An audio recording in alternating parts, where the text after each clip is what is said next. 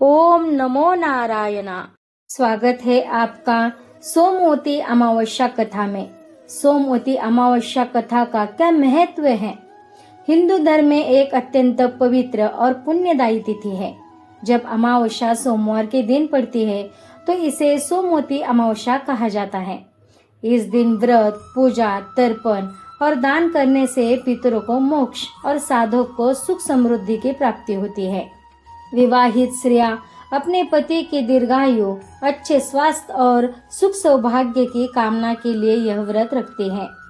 इस दिन पवित्र नदियों में स्नान और दान करने से पितरों को शांति मिलती है और पितृदोष दूर होता है।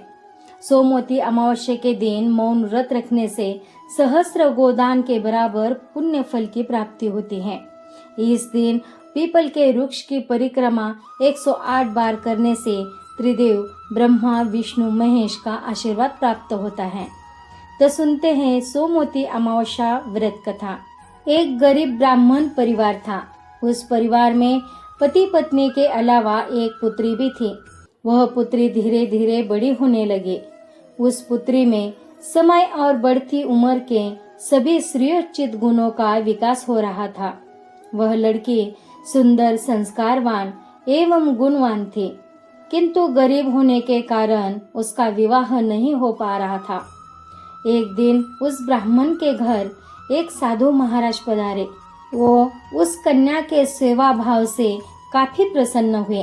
कन्या को लंबी आयु का आशीर्वाद देते हुए साधु ने कहा, इस कन्या के हथेली में विवाह योग्य रेखा नहीं है। तब ब्राह्मण दंपति ने साधु से पूछा कि कन्या ऐसा क्या करे कि उसके हाथ में विवाह योग बने। साधु ने कुछ देर विचार करने के बाद अपनी अंतर्दृष्टि से ध्यान करके बताया कि कुछ दूरी पर एक गांव में सोना नाम की धोबिन जाति के एक महिला न बेटे और बहू के साथ रहती है, जो बहुत ही आचार विचार और संस्कार संपन्न तथा पतिपरायण है। यदि यह कन्या उसकी सेवा करे और वह महिला इसकी शादी में अपने मांग का सिंदूर लगा दे, उसके बाद इस कन्या का विवाह हो तो इस कन्या का वैधव्य योग मिट सकता है। साधु ने यह भी बताया कि वह महिला कहीं आती जाती नहीं है। यह बात सुनकर ब्राह्मणी ने अपनी बेटी से धोबिन की सेवा करने की बात कही। अगले दिन कन्या प्रातः काल ही उठकर सोना धोबिन के घर जाकर साफ सफाई और अन्य सारे काम करके अपने घर वापस आ जाती है।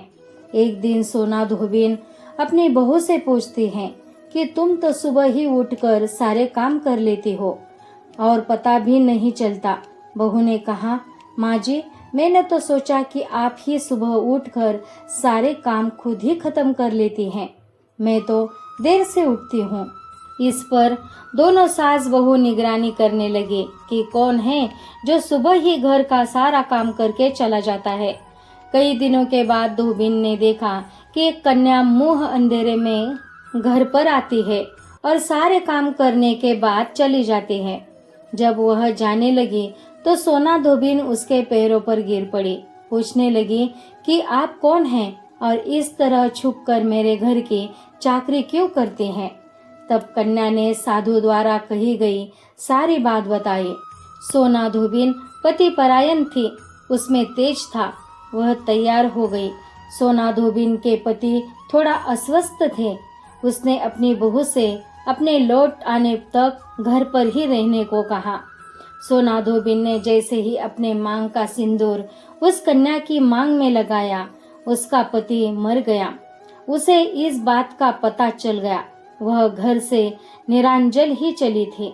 यह सोचकर कि रास्ते में कहीं पीपल का पेड़ मिलेगा तो उसे भोरे देकर और उसकी परिक्रमा करके ही जल ग्रहण करेगी। उस दिन सोमवती अमावस्या थी।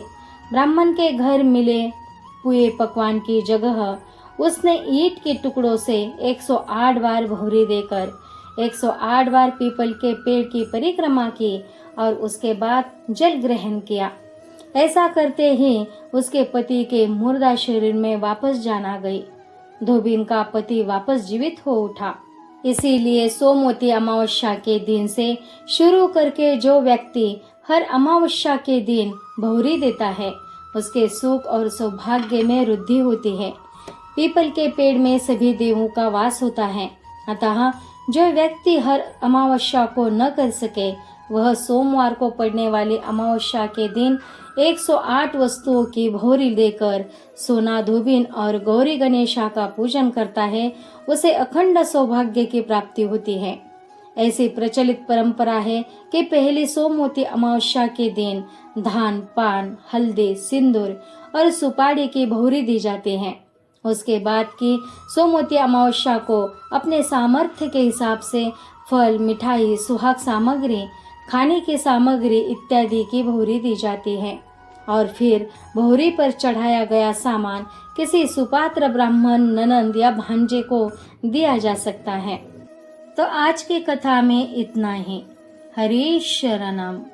ओम नमो नारायण।